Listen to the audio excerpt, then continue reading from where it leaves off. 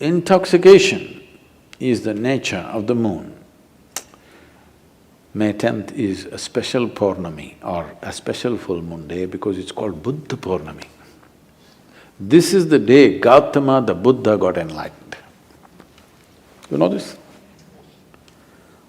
This year it's on 10th of May. This full moon day is the day Gautama the Buddha got enlightened. There are many aspects to his life.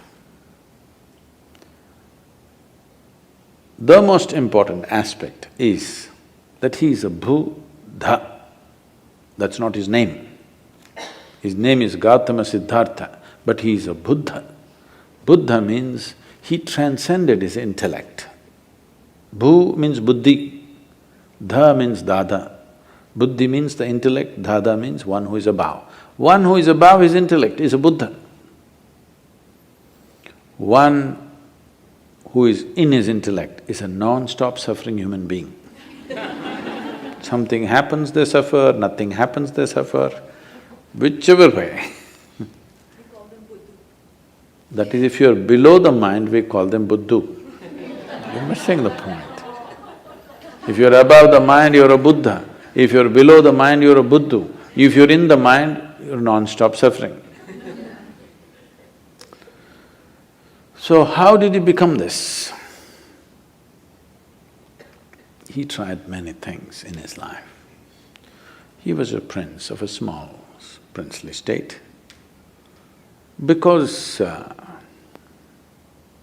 some yogi predicted that this will either become a great emperor or become a great sage.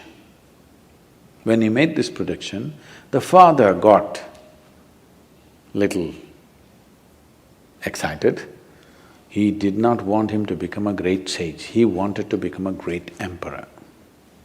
So he decided he will not expose him to… because he thought by being exposed to some suffering or misery, he may turn into a sage.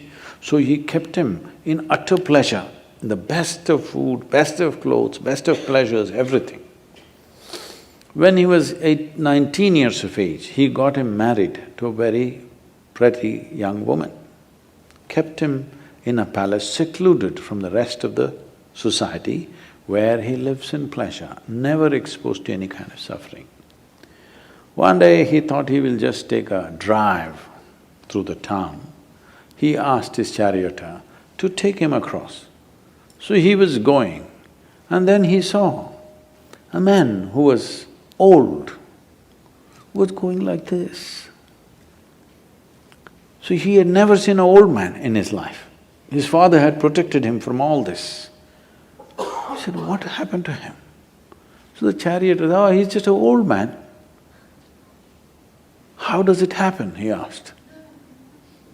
He said, everybody gets old someday. He looked at himself, he was a nice youth. What, me also? He said, yes, everybody gets old. They live long enough, they get old. This was a realization for him, I will become like this.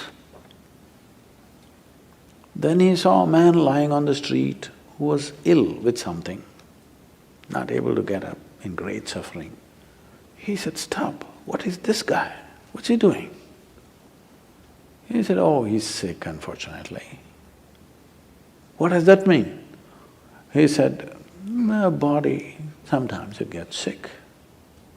It can happen to anybody, it can happen to just anybody. Me, a prince, it can happen to me, it can happen to anybody.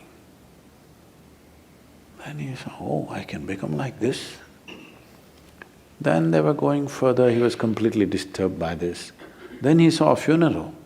They were carrying a dead body of a man. What happened to that guy? Oh, he just died, that's all. What does that mean? That happens to everybody without exception. Then he said, what am I doing? Just eating, pleasures, nonsense, what am I doing with myself? And he struggled, he went into turmoil within himself. this suddenly being a prince and these pleasures and all this palace suddenly broke apart for him, and he started looking, what is the point of all this? This is going to get old, this may get sick, for sure this will be dead. What am I investing my entire life in this? But by then he had an infant boy. He looked at his wife and his child, this loving wife and this lovely little baby. He could not leave. He struggled and struggled and struggled. By then, a little over 1.25 years passed. When the boy was 1.5 years of age, he could not hold it anymore. In the middle of the night, like a thief, without telling anybody, he slipped out of the palace and left for good.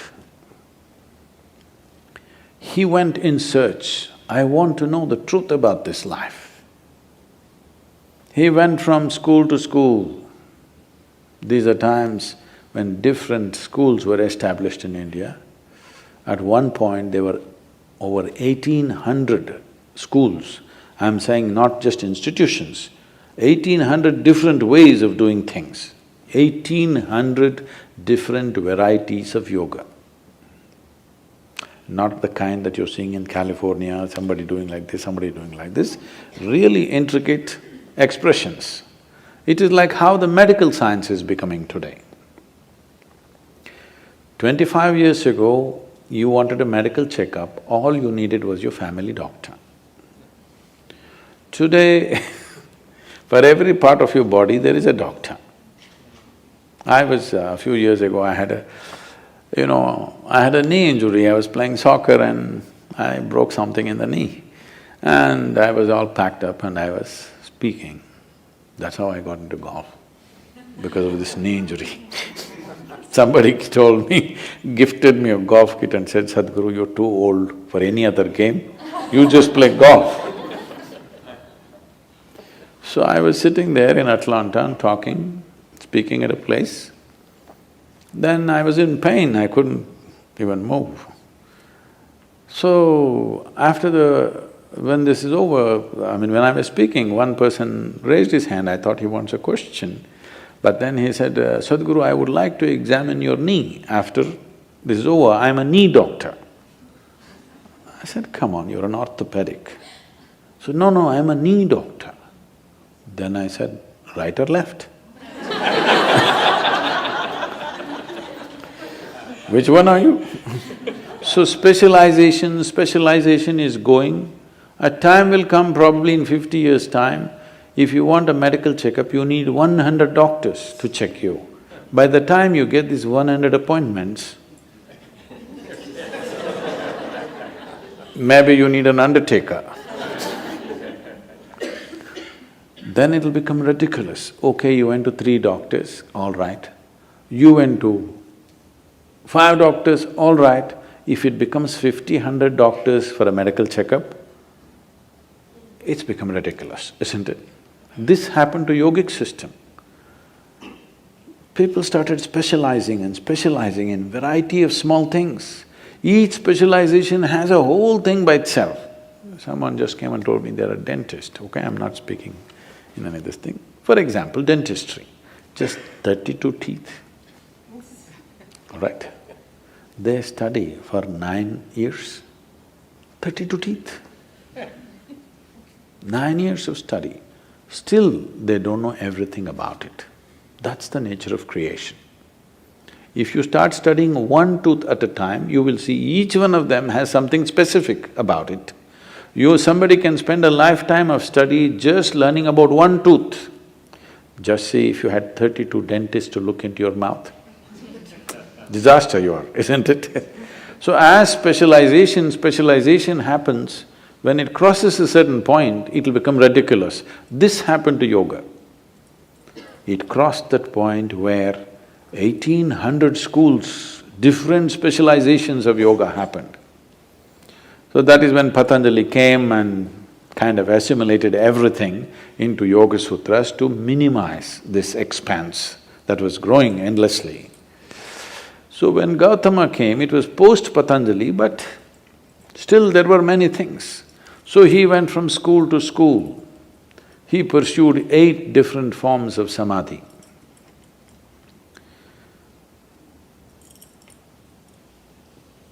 We're talking about samadhi, okay. He pursued 8 different forms of samadhi. He saw all of them were wonderful experiences, but still it did not liberate him. So in this condition, he was walking as a samana. There's a certain system of practice called as samanas. Their fundamental practice is this: they will never ask for food. You should not go in pursuit of food because they want to beat the fundamental instinct of survival. No matter what, you're always going in pursuit of food, please understand this. You may complicate it in so many ways, but fundamentally, you're talking so much about economy means you're just thinking about survival all the time, isn't it? Survival glorified, but still it is survival. So one fundamental sadhana for them is, you never pursue your instinct of survival. You simply keep going. So samanas used to just walk, never asking for food. But the culture was sensitive. If they saw a spiritual person walking, people will cook at home and run behind him and serve him wherever he is, because they know he will not ask for food. Today, if you become a samana, you will walk yourself to death. Those days, people were sensitive to his sadhana and responded. So there were thousands of samanas walking the country. So Gautama became a samana. And even if you are not asking for food, you will walk near a town, so that food will come. But Gautama took it too seriously and just walked. He became all bones, just bones and a bag of skin, like that he became. Then he came to a place where there was a river called Niranjana. Unfortunately, that river is gone now, no more river. Just about 18 to 20 inches of water, maybe moving little rapidly. He stepped into it, halfway down into the river, he did not have the energy to cross. There was a tree branch, a dead branch, he just held on to it. He doesn't have the strength to take the next step, but he's not the kind of man to let go. He held on, we don't know for how long, people say for a very long time. Maybe it was 2 minutes. When you're feeling so weak, those 2 minutes might have looked like many years. Then as he hung on, he just realized, what is it that I'm striving for? What is it I'm wandering the entire country, growing from school to school, learning this, learning that, what is it that I'm looking for? Then he realized, there's really nothing. This life is on. All I have to do is just take away the barriers which are not allowing me to experience this. When he realized that everything is within him, there's nowhere to search, suddenly he had the energy to take the next step and the next step. He crossed the river, came and sat down under that now very famous Bodhi tree, which has become more famous than the Buddha himself. A part of the tree, a remnant or a progeny of the tree still exists in Bodh Gaya. And he sat under the tree. It was this full moon night which is coming now, on 10th of May. He sat there and he sat there with this determination, either I must see the ultimate nature of my existence now, or I will sit here and die. I will not open my eyes till I know this. Once he made that resolve, because the only problem is there is no resolve. Every 2 minutes, your intentions are changing. If you are totally on, to know what is within you, how long should it take? It should happen in a moment, isn't it? because there's no distance to travel. Time is a quantity which is necessary only when there is a distance to travel, isn't it? If there is no distance to travel, if I ask you, how long does it take for you to sit here? You're already sitting. It's already there. It doesn't take any time. So you are already alive and on. It doesn't take any time for realization because you don't have to do anything particular. When he saw this, he was fully enlightened and the moon was shining. And he had not eaten for many months on end properly, years, actually 4 years he was a samana. And people around him, he had gathered about 5 disciples, I think. These guys thought he's real because he doesn't eat, he's really rigid. And they saw he's in some state, exuberant state, and they could see the light on his face. Then they were waiting for him to open his eyes and give the teaching. He opened his eyes, looked at them, smiled and said, "Cook something, let's eat." They were totally disappointed, they thought he's lost it. They walked with him for 4 to 8 years when he had nothing but torture. When he got enlightened, they left him because they wanted to hear something severe. He said, "Cook something, let's eat. We've been wasting our time."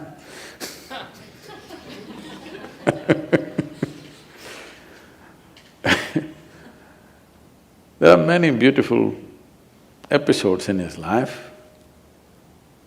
When he one day walked upon the river bank after he has become a Buddha and went and sat down under a tree. Tree, not because tree is the best place to sit under, ants can get you. Because that was the only real estate of those times. There are no buildings and buildings and buildings everywhere. So tree was a good place, a pleasant place to sit under. Rather than sitting in harsh sun, you sit under a tree. An astrologer who was of great proficiency in his trade saw the footprint on the riverbank. He had come to… In India, people of this thing means… bath means always river. Those rivers are going away, I will tell you later. Bath means always river. So he came for a bath at the river, then he saw the footprint. There is a whole science, or rather observations, through which by looking at the way one's feet is, somebody predicts exactly what he will do. So he saw the footprint and then he saw that this is the footprint of an emperor, somebody who should rule the world. Then he wondered, why would such a person be in this remote place near a jungle? Then he followed the footprint, thinking he will meet an emperor. Then he saw this monk, Gautama, sitting under a tree. Then he looked at he thought either my astrology has gone all wrong, or I'm being fooled, or I'm in some kind of a hallucination. What's happening here? Then he went to Gautama and asked, "Who are you?" Gautama was in this kind of Jasjit kind of state. He said, "I'm nobody. I'm just a nobody. But you have the feet of an emperor. You should conquer the world."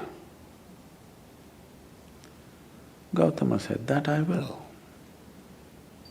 but not by conquest." See, there are 2 ways you can have the world, either by conquest or by inclusion. Yes? I can make you yours, either by capturing you, chaining you and making you do what I want, or by including you as a part of myself. Yes? Both ways, something or somebody becomes yours, isn't it? But if you go by conquest, it will be a pain in your neck, always. If you include, this will become a great enhancement of life. He said, "I am the emperor of the world." But then he said, "You're a monk, you own nothing. I own nothing and I am a nobody. That is why everything is mine. Even mathematicians are trying to teach you the zero and the infinite are one and the same. So you becoming a no thing does not mean you're no use. You are a no thing means you have become all-inclusive, isn't it? You are something means you can only be that. You are a no thing, you can be any way you want. This is how this life is made. If your ability to respond is not curtailed, you can be anything you wish at any given moment, isn't it? So Gautama said, I'm anyway the emperor of the world, if that's a word you like, but I'm actually a nobody, because everything is anyway mine. If you see I'm responsible for everything, everything is yours, isn't it? How does somebody become yours? Because you own them or you take responsibility for them? Because you take responsibility for them, they become yours, not otherwise, isn't it? If you own them forcefully, they will never be yours. Yes or no? Yes. If you forcefully own somebody, will they ever be yours? They'll never ever be yours. So this astrologer sat down. He said, you are a monk, you have nothing, on top of it you say, you're Jasjit, I'm sorry. On top of it you say, I am a nobody and everything is yours. What is this? Gautama said, you come, I have a way for you. You are busy making predictions of life. I have a plan. Why do you make predictions of life? You're incapable of making a plan and executing a plan. That is why you fall back on predictions, isn't it? Yes or no? If you are capable of making a plan and executing the plan, would you fall back on predictions? No. So Gautama said, you are busy making predictions. I'm here, I have a plan. Come, become a part of my plan. We'll make something else happen. You must become a part of this plan. We can make something wonderful happen. This same world can be turned into paradise if all of us go by a paradise plan, isn't it? Yes or no? Yes. The question is only, do that, because between a possibility and a reality there is a distance. Or do we have the courage and the commitment to walk the distance? That's all it is. Yes?